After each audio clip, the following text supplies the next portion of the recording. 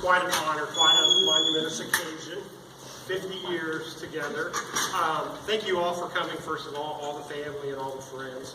How many of you, I know there's a couple of you in here that knew Mom and Dad when they got married? How about that? So thank you guys. They probably were at the wedding. So it's awesome for you guys to be here, that you were here both to celebrate the wedding and to celebrate the 50th anniversary. So thank you for coming. This year, 2016, has been a pretty amazing, surprising year. First, we had the Cubs win the World Series. Then, depending on which side you're on, Trump pulled out the election. And now Mom and Dad have made it 50 years. And I'll let you guys all decide which is more amazing or more reason to celebrate. I think you're all pretty cool with this. There's an old saying that goes, you don't know what it's like to be a parent until you've been a parent yourself. And I kind of think it's the same thing about marriage. You don't know what it's like to be married until you've been married yourself. Maybe 2 times or 3 times, whatever it takes to figure it out. So Mom and Dad have been married once for 50 years. And I think they know what it's like, and they've set a great example for us, their sons, in doing that. So thank you, Mom and Dad, for it. What else should I cover? The what? I guess the other key thing I was trying to say is what Mom and Dad have shown me is something that I try to model myself, and when I teach the boys, they can probably verify that they've heard me say this before. And that's how important I think it is to be well-rounded. I'm not talking about my shape, but being well-rounded as a person. You know, not focusing too much on one thing, too much on school, or too much on social things, or too much on this or that, but being a well-rounded person. And I think that's what Mom and Dad are. What they've modeled for me is being well-rounded together. Where one of them's strengths are, maybe that's where the other one's weaknesses are, or one of them may not have a passion or a drive, the other one does. And together, they are a well-rounded example. That's something that's an example for me, and something that I try to make in my family. So, thank you, Mom and Dad.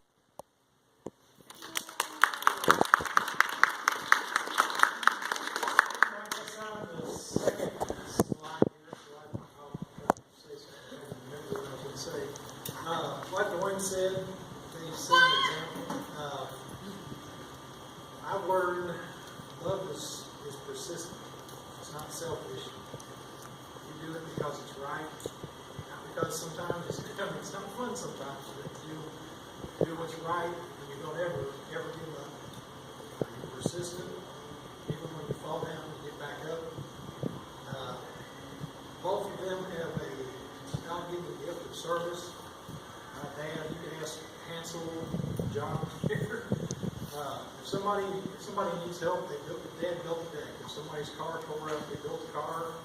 I learned a lot of interesting words over the years, helping Dad with construction and mechanic work. And then my mom taught me maybe I shouldn't say some of those. Mom also a gift of service. She would give the shirt off her back to help someone. Years and years and years of helping each one of my brothers each time we needed help. Even when we were too proud to admit we needed help, she was still there. Countless young men with Boy Scouts, going out Eagle Scouts, and servicemen, and killing the community. She donated selflessly, even when all of us had gotten done with Boy Scouts, she was still helping, even up until my son Tristan got his Eagle Scout, and I know if Christian and Caleb were closer, she'd probably be at every one of their meetings too. But like I said, I just learned sometimes you just never give up. And that's what I've learned from them. It's not easy, and you just keep on going. And I'll just pass it off to Mikey. All right, 50 years. Don't make it 50 years by being selfish. In fact, you make it 50 years by being selfless. And that's giving up things so other people can be happy. For each other, for their kids. They gave for 50 years, and they're still giving. I'm sure they gave before they knew each other. Thinking of fishing stories and my dad, and I had one in mind, and then I saw Doug Otto, and I had a flashback of when Robbie caught Dad in the eyebrow and heard some of those words for the first time. Also, on video. yeah. So also thinking about the time I was 12, 13 at Boy Scout camp and homesick, not telling anybody how homesick I was. And Mom showed up about halfway and brought me some outside food. And I, typical of me, left something behind. I left my tackle box.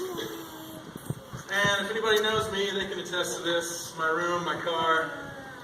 Last time I saw my tackle box, it was a mess. It was a wreck.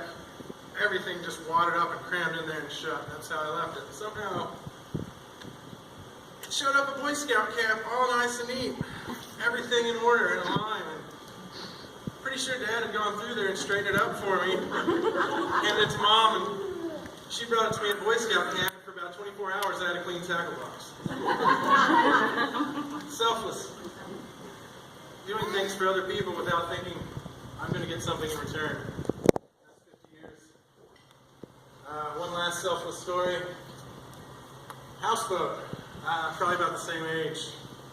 I was way into fishing. Dad taught me that if I put little bells on top of the fishing poles and left them out at night, they'd wake us up. Well, woke up one night, some horrible commotion on the back of the boat. And I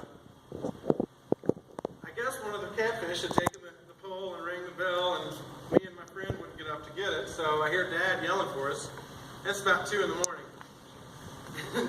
Dad's on the back of the boat trying to reel in this fish in his tiny whities, screaming for me and Sean to get him out of bed and take over the fishing pole.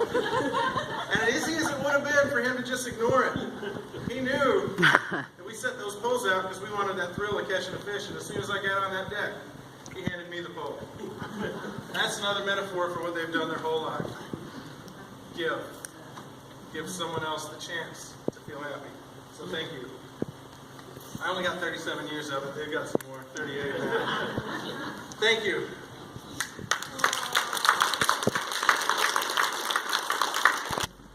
She was here when I was here a while ago, and probably way before the other day, working, and the ladies in the church getting a lot of this stuff set up.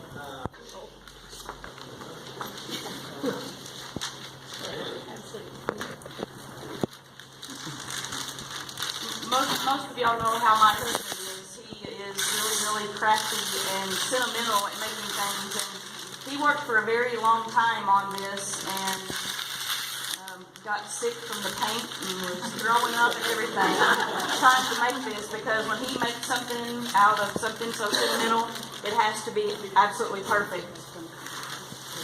This wood is from Mom's family's farm in Elkton. The rock on the left is from the river camp from Dad's family. The piece on the right by Mom is from the farm in Elkton. And of course,